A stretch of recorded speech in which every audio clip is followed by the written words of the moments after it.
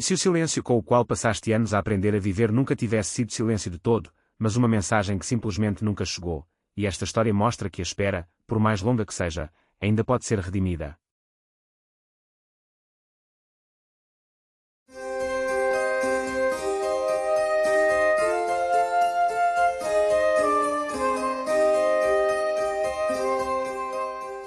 Eleanor Voss assinou a ordem de demolição numa manhã de quinta-feira de outubro, usando a caneta de tinta permanente que o pai lhe deixara, e não permitiu que a mão lhe tremesse. Do lado de fora das altas janelas do seu gabinete no 12º andar do Departamento de Planeamento Urbano de Chicago, o céu tinha a cor do estanho envelhecido, e a estação ferroviária Alstad erguia-se 5 quarteirões ao oeste como uma bela ferida no rosto da cidade. Ela defendera a sua preservação durante 11 anos. Comparecera a todas as audiências do comitê, apresentara todos os estudos de impacto, fizera todos os argumentos possíveis com dados, convicção e aquele tipo particular de teimosia que a levara de analista júnior a diretora adjunta sem um único desvio de percurso. Tinha perdido. E agora, aos 42 anos, a diretora adjunta mais jovem da história do departamento aprendera a ser prática. Era isso que dizia a si própria enquanto rubricava cada página. O arquiteto encarregado de supervisionar o projeto de demolição e substituição chegou na segunda-feira seguinte. A assistente de Eleanor bateu 2 vezes e abriu a porta, e o homem que entrou era alguém que Eleanor não via há 14 anos. Daniel Reyes entrou a transportar uma planta enrolada debaixo do braço e com o mesmo tipo de segurança silenciosa que sempre tivera, como se qualquer sala passasse a fazer mais sentido assim que ele entrava.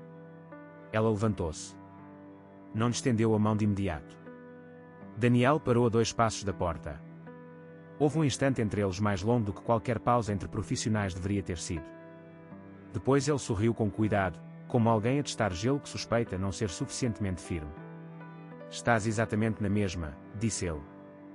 Isso não é verdade, respondeu ela, voltando a sentar-se. Não foi o reencontro que qualquer um deles imaginara. Embora Eleanor admitisse, muito mais tarde, que imaginara várias versões dele ao longo dos anos. Normalmente tarde da noite, quando a insônia chegava e a cidade zumbia para lá da janela.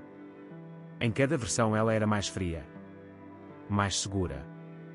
Em nenhuma delas sentira aquele velho impulso regressar-lhe ao peito como uma porta a abrir-se para uma divisão que morara há muito tempo e que convencera a si própria de já não sentir falta. Foram profissionais durante a primeira semana.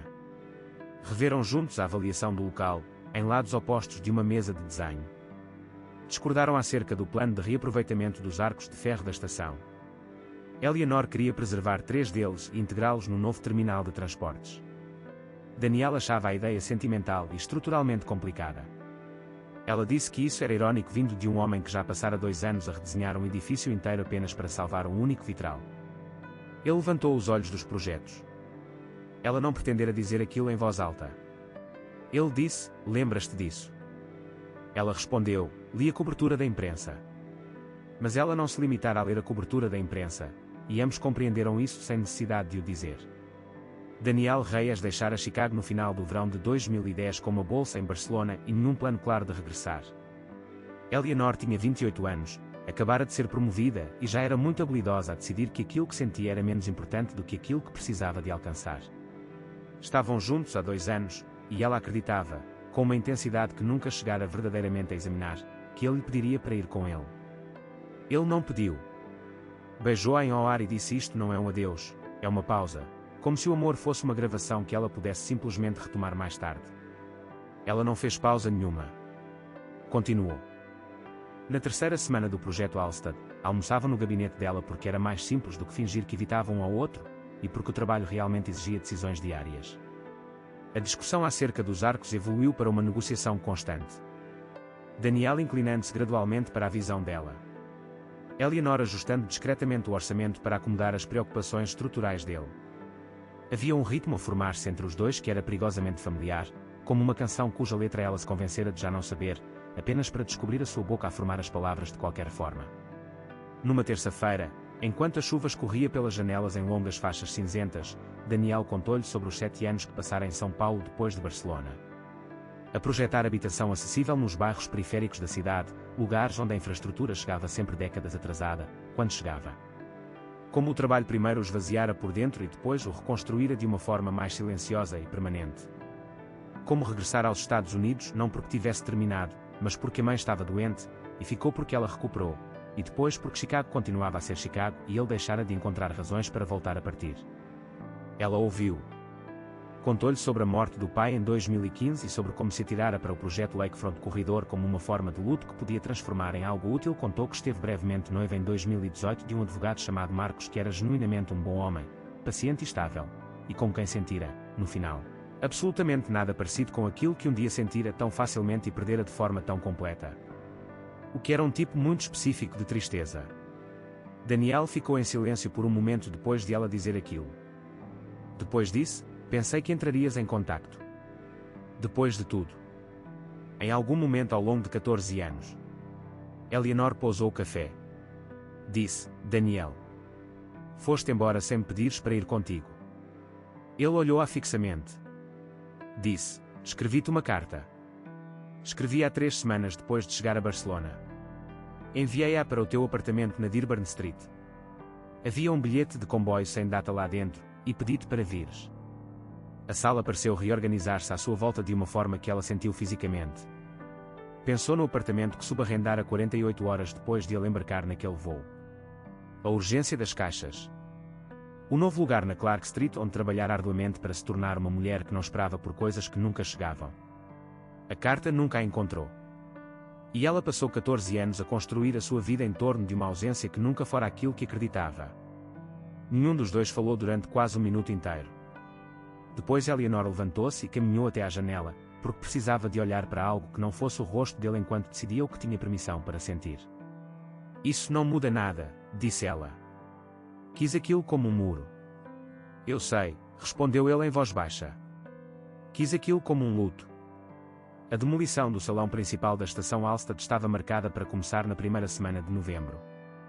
2 dias antes de as equipas chegarem, uma coligação de preservação avançou com uma providência cautelar de emergência e o projeto foi suspenso até revisão judicial. Eleanor passou 4 dias entre depoimentos e conferências jurídicas, a gerir a resposta da cidade, dividida entre a Câmara Municipal e a sua própria consciência confusa. Ela assinara aqueles papéis. Fizera o seu trabalho.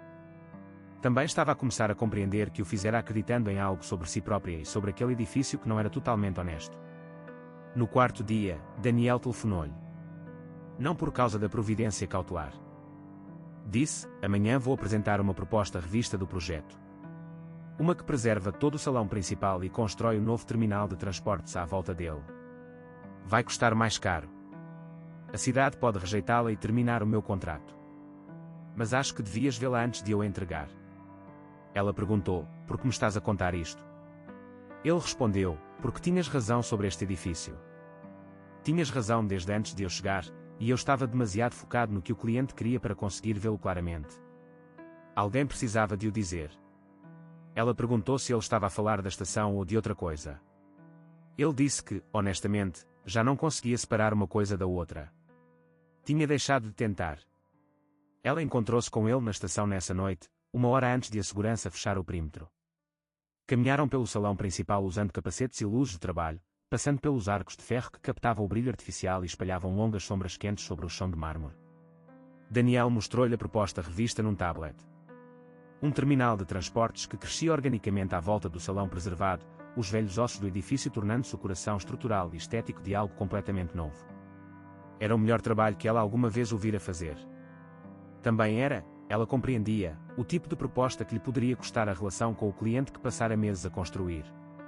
Ela disse, isto pode acabar com o teu contrato. Ele respondeu, algumas coisas importam mais do que o contrato. Ela olhou para ele na penumbra de um edifício que tentara salvar e quase entregara.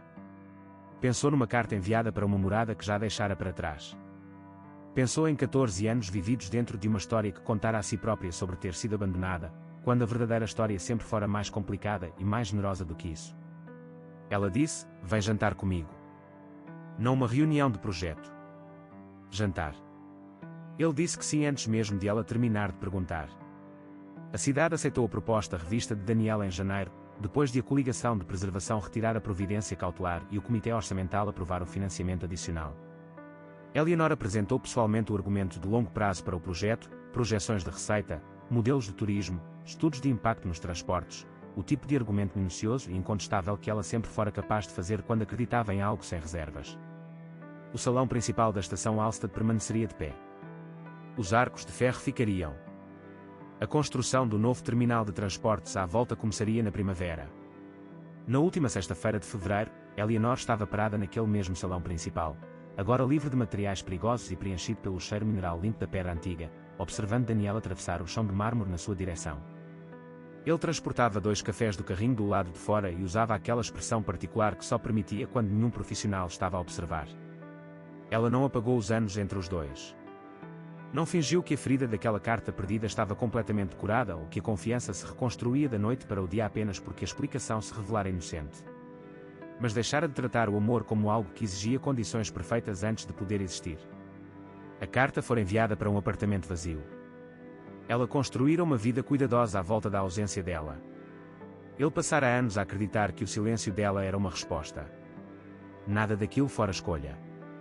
Ainda assim, tudo os conduzira até ali, até aquele salão, até aquela manhã, até à qualidade particular da luz que atravessava as velhas janelas arqueadas em fevereiro e caía sobre o chão de mármore como uma promessa que o edifício guardara todo aquele tempo. Ele entregou-lhe o café e a sua mão permaneceu perto da dela por um instante mais longo do que a troca exigia. Ela disse: "Os arcos vão ficar extraordinários quando a luz atravessar na primavera." Ele respondeu: "Vão mesmo." E a estação manteve-os dentro das suas velhas paredes, enquanto lá fora Chicago continuava cinzenta, implacável e viva, e nenhum dos dois tinha qualquer pressa de partir.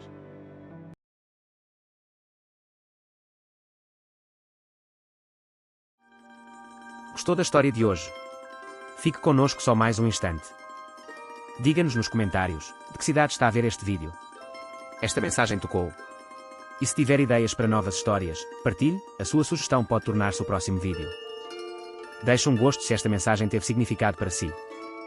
Subscreva o canal para não perder os próximos vídeos. Se acha que alguém poderá gostar desta mensagem, partilhe. E se quiser apoiar o canal, veja os links na descrição. Alguns são links de afiliado, o que nos ajuda sem qualquer custo adicional. Muito obrigado por estar conosco. Até ao próximo vídeo.